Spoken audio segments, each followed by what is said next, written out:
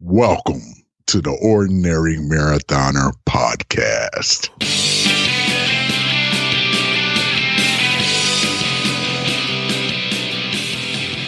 Hello and welcome to the Ordinary Marathoner Podcast. My name is Coach Scott. I'll be your host today. It is Monday, March 9th. March is moving right along.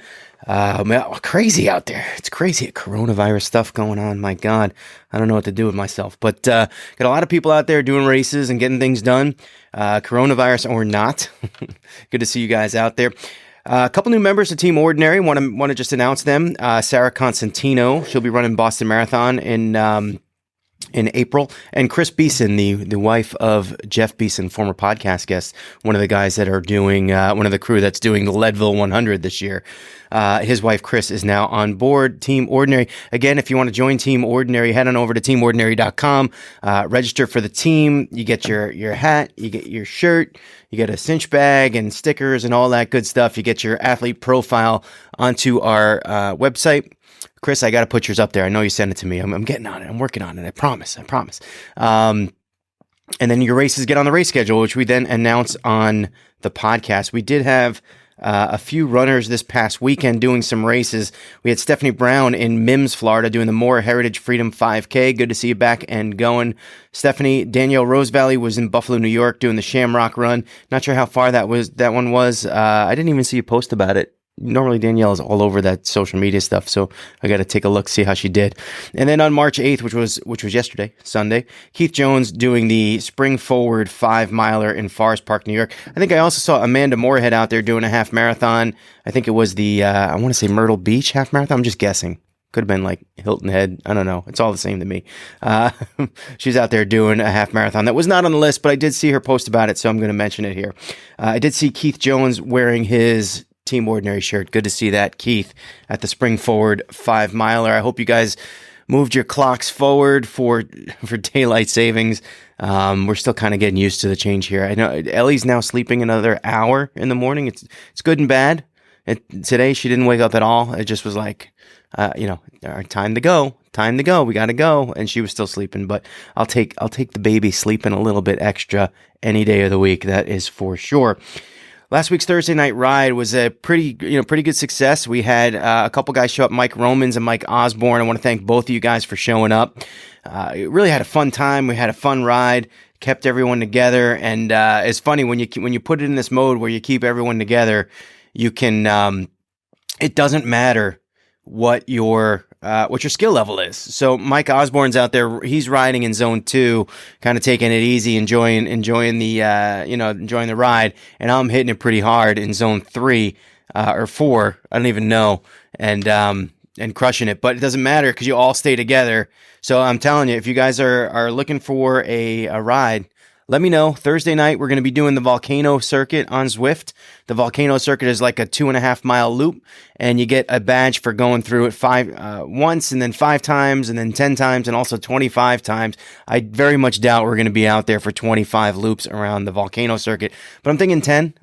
I put it in there for an hour and a half for 90 minutes. So look, you can join the ride. Don't be intimidated by the 90 minutes. We'll all be hanging together, and no matter what your skill level, so anyone can join. It doesn't really matter. And sign up for it. Let me know. And if you want to be added to the invite, by all means, reach out. Let me know. Another thing to note is Matt Schorer does a Saturday ride, which I joined with him this weekend. And he did a great job. He just put together a nice crew. There's probably about 4 or 5 people, maybe 6 people, all out there riding together, chatting away. It was really cool, and got it done. But Matt's looking to expand that ride also. So look, it's not, it's a fun time. I'm telling you, all these rides are really great. It's a great crowd, a great crew, very supportive. And I'm telling you, skill level does not matter. Do not be intimidated. If you want to join the ride, let me know. If you want to join Thursday nights at 6:30 Eastern time, that's cool. That's my ride. And then Matt's ride is going to be on Saturday. It's kind of like all over the place with timing. I mean, everyone's kind of got crazy schedules, especially when you got kids over the weekend. But let me know. I'll have Matt add you to the list and then get you invited. We're looking to add a Wednesday night workout. I'm working with Travis Heidebrink it's not going to be this week, but maybe next week, where I create a workout and then you guys are you're the test kitchen. You're the test kitchen. As a coach, sometimes what happens is, as a coach, especially in the winter when your athletes are indoors on the bike, it's hard to you have to try to find workouts for them, right? You have to kind of figure out what you want them to do and then go out and find a workout that will accomplish that. And sometimes I know a few on Zwift I'm kind of like familiar with. There's hundreds of workouts there, but sometimes it's hard to find that perfect one. So what I've started to do is kind of create my own library of workouts. And when I do that, it becomes a file. I have to send that file to the athlete, who then uploads it to their PC. It goes onto their Zwift, and then we can actually ride the workout together. So we're going to try to put that together and do that on Wednesday nights. We'll see how that works out going forward. It's just a thought in our heads. But if you're interested in the Wednesday night workout, look, Thursday night ride is just kind of, it's kind of nice and easy and at your own pace. Wednesday's going to be a workout. Wednesday's going to be, we'll keep everyone together, but you're going to get your sweat on if you come. Hopefully. The other thing that we did Thursday night, before I got to take a step back here too. We did, I kind of just threw this out there on a whim. I did a Thursday night trivia question, which was sort of an open-ended question. I think what we did was, the question was, name all the sports teams, in the major sports leagues. So NHL, NFL, Major League Baseball, NBA, that have sports teams that end in a letter other than S, right? So Mike Osborne fielded that question. Let me see if I could regurgitate the answers. There was 9 of them. There was 2 in baseball, Red Sox, White Sox, easy enough. Basketball, let me see, the Miami Heat, the Utah Jazz, the Oklahoma City Thunder, and the Orlando Magic. So 4 of them there.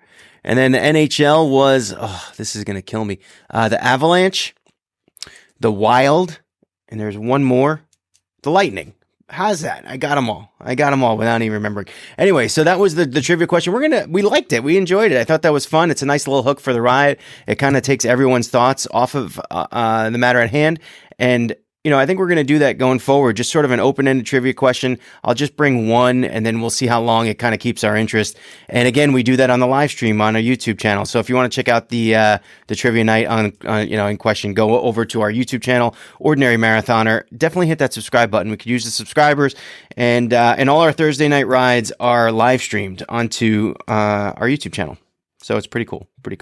So last Monday, and again, podcast wise, I'm really shooting for 2 podcasts a week. Sometimes it's difficult for me to get it out.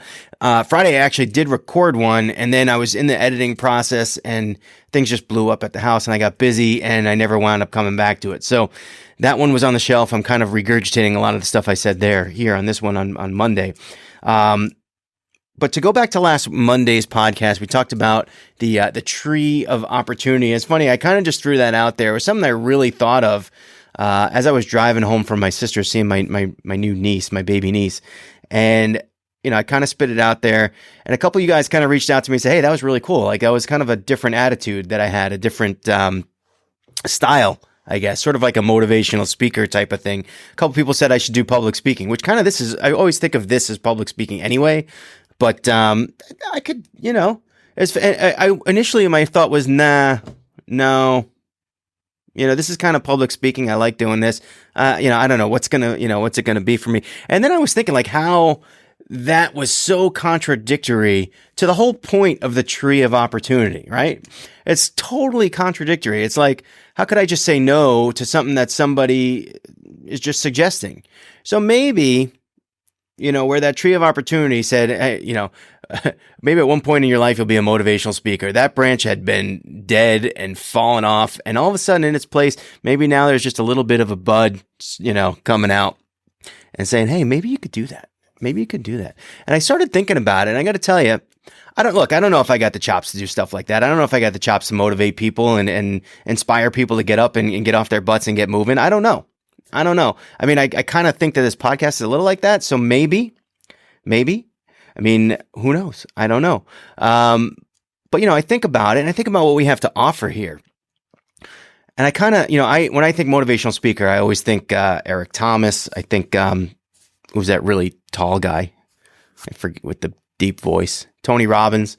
I think of those guys. And, I kind of look at them sometimes. Yes, I search out their videos, and I mean, The Rock has some really good ones, and Dwayne Johnson, he's got some really good motivational videos out there now, and I'm like, geez, like those guys, they get me pumped up, and I'm thinking, the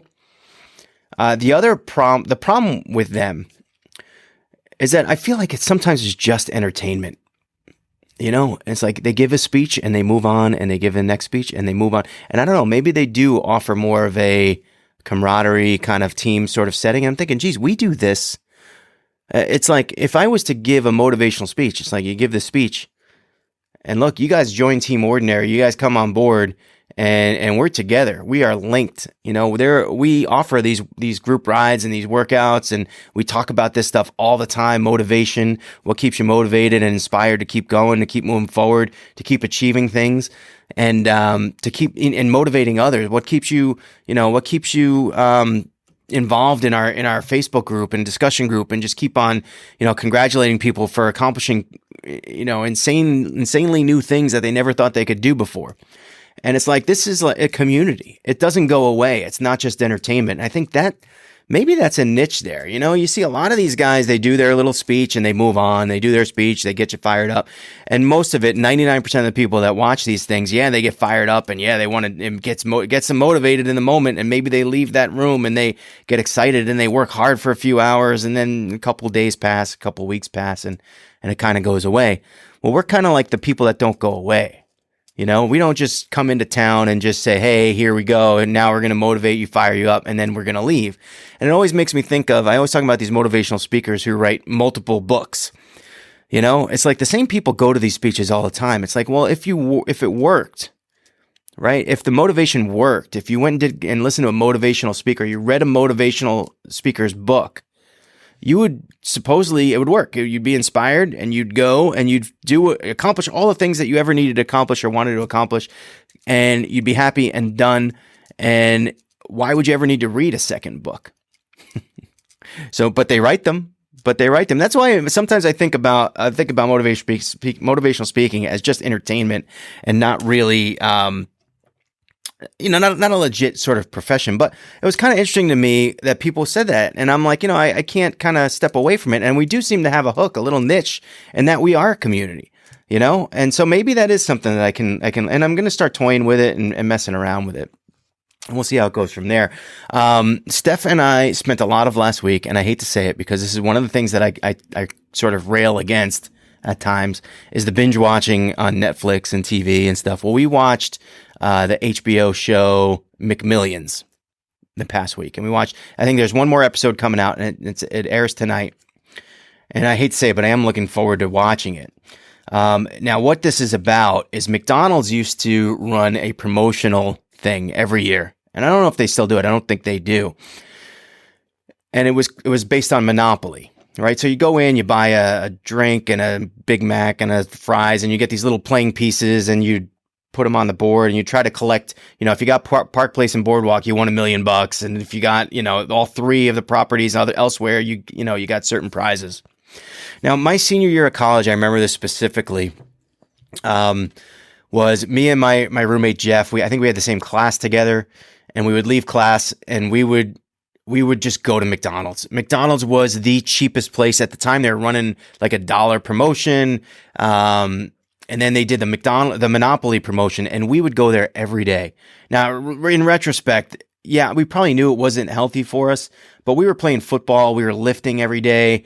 We felt good about ourselves. It didn't really matter that we were putting junk in our bodies. It wasn't as much of a science. It was kind of like a peripheral science, sort of like the concussion thing in football, where you knew you were getting your bell rung all the time and it wasn't good for you. Same thing with McDonald's. You knew it wasn't good for you, but you just did it anyway, and you just figured you'd burn it off in practice and stuff. But we used to go there, and we had the board, the whole Monopoly board, and we would come back to our dorm room and we'd put all the pieces together and make sure, and we literally had every single property grouping except for the one piece that they hold back, and granted, look, we know it's a long shot, right? It's like playing the lottery. It's a 1 in a 250 million chance to win the $1 million, right? But the fact of the matter is that you watch this show now and you realize that you didn't even have that.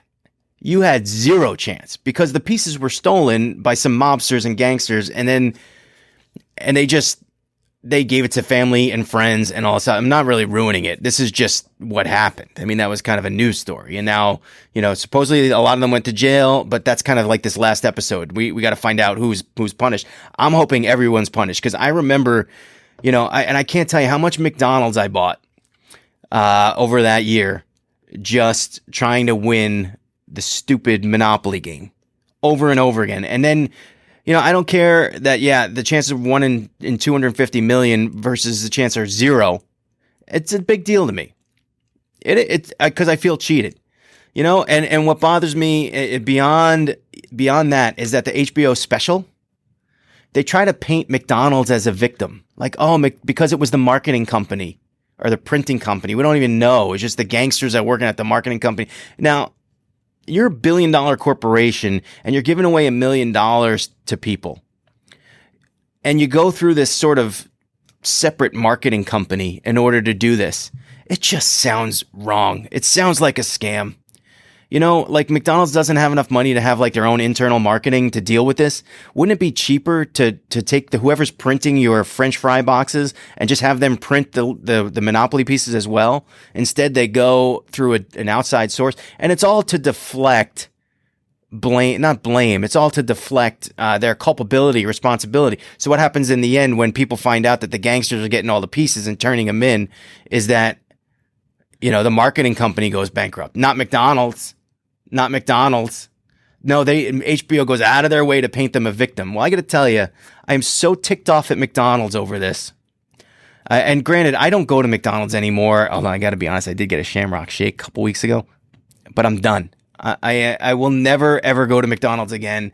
It just and it's not even just the food and that it's not good for you, especially when you're training. It's the notion that all you needed to do was make sure that the $1 million pieces, that the big pieces that were just out there so that someone legit could win.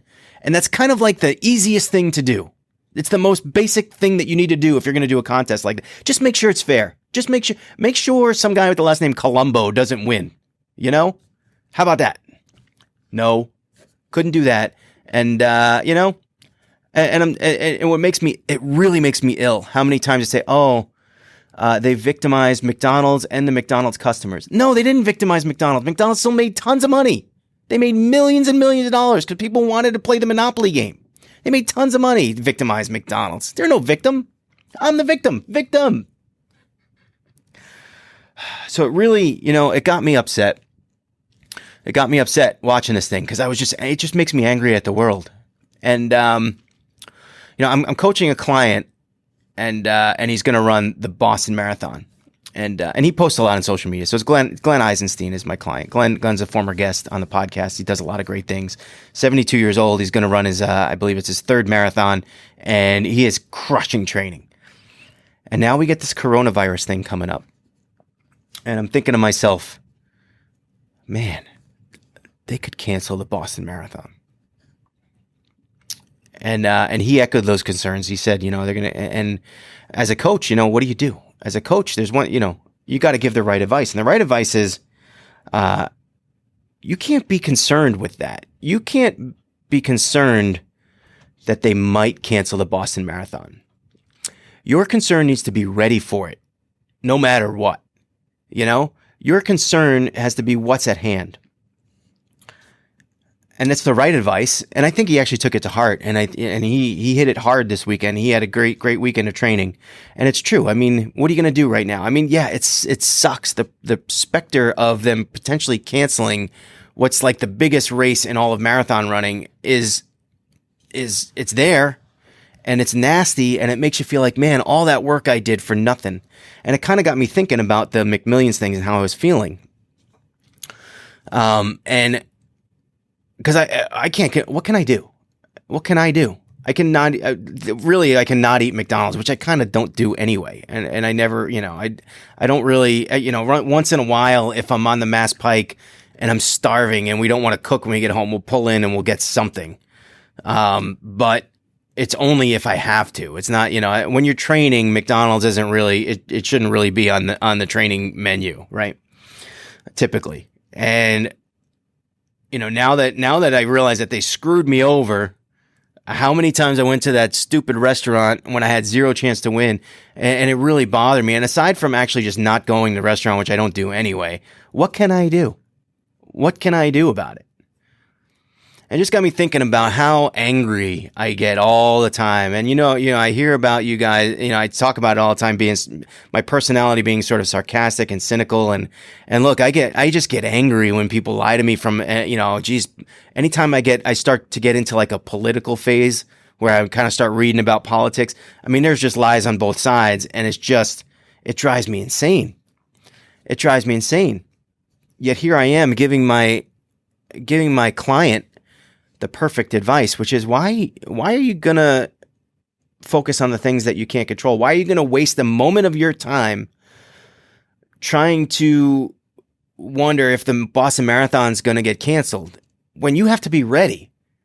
What if you think it's going to get canceled and it's not canceled? Then you have to show up at the start line and you're not ready. You got to be ready. You can only focus on the things that you can control. And I started thinking even more about that. And there was one TED Talk that I really, really love. And I posted it on Facebook last week, and I'll post it in the link on the podcast. And it's this guy, Ron Finley, and he calls himself the guerrilla gardener or the gangster gardener. He's from South Los Angeles, South Central. And, it's a food desert with vacant lots and all this stuff. And it's not exactly the nicest place. But one of the things his thing that he does is he's a gardener, and things that he says like, hey, you want a kid to eat kale? Have him plant kale. Kid plants kale, kid'll eat kale. And he, it's kind of right about that. He's trying to teach people about food and health and growing your own food. And one of the things that he said that sticks with me, and one of the reasons, he talks about gardening being gangster and gardening being defiant. And it's true. It's like, we are given sort of this institutional framework that we live with. And it's, from the time we're born, get up, go to school, come home, do your homework, go to your sporting events or whatnot, and then come home. And then you go to college and you're doing the same thing. And you lose, as you get older, you lose those freedoms, you lose that time. And all of a sudden you celebrate when you graduate college. And guess what you got to do now? Now you got to sit in front of a computer in a cubicle after you've probably commuted, an hour in traffic or sat on a train or whatever, or bus or whatever you do. And then you got to sit there from 9 to 5. You get home, you got to make dinner, and then you're going to binge watch some TV and then go to sleep and do the same thing the next day. It's this institutional framework that we're all just pounded into our head. This is the way life is. This is the way life works. And if you want a house or something like that, that's the way you got to do it. That's the only way you can afford it. And it's kind of, so we get stuck in this, and for him to say something like defiant, like something defiant, as easy as growing your own food, how defiant that is. That you don't have to go to a grocery store or a supermarket, that it's on you, and I tell you what, we've grown a garden here a number of years. We didn't the last 2 years, but we're going to do it this year. And I got to tell you, man, when you eat food that you grew in your backyard, it just tastes better. It tastes different. Grow carrots in your yard and then tell me how they taste compared to what you buy in the store. They taste different. They taste a lot different. And I would, in my personal opinion, much better.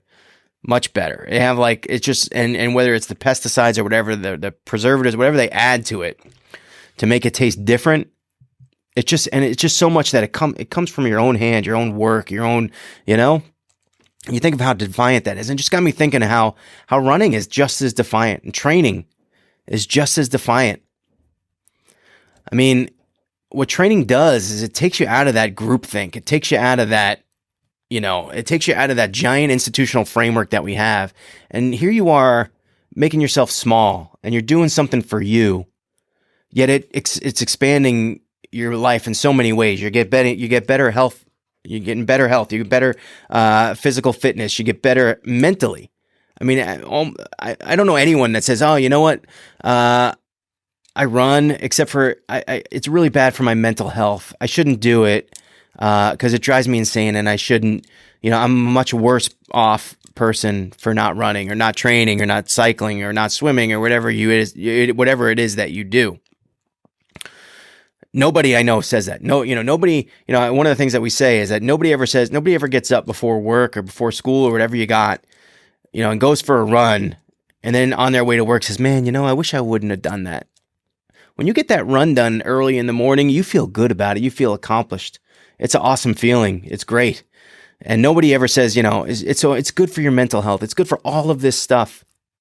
But it's good for you as a person. Then, on top of it, if you want to expand that, it's good for your group. So our Ordinary Marathoner group that I think of whenever, whether it be our friends on Twitter or our Facebook discussion group, when you share that run and you share your success and other people see it, they will always say, that motivates them, that gets them to want to do it, or they wish they could do it, or they want, it plants that seed in their brain that they should be doing it too. And it's all like a positive reinforcement as opposed to sitting on your couch and watching McMillions all day long. If you get my picture, so there's just something about the word defiant and sort of like that rebellious nature of doing something that's defiant. And whether it be gardening or running, I think it's about kind of turning your back against that institutional sort of framework that we all have and doing something for you, outside of that framework, making yourself a better person, and then surrounding yourself with people who are doing it as well and who are supportive, the right people. There's some people out there that are jerks too, but surrounding yourself with the right people to keep you motivated, to keep you going.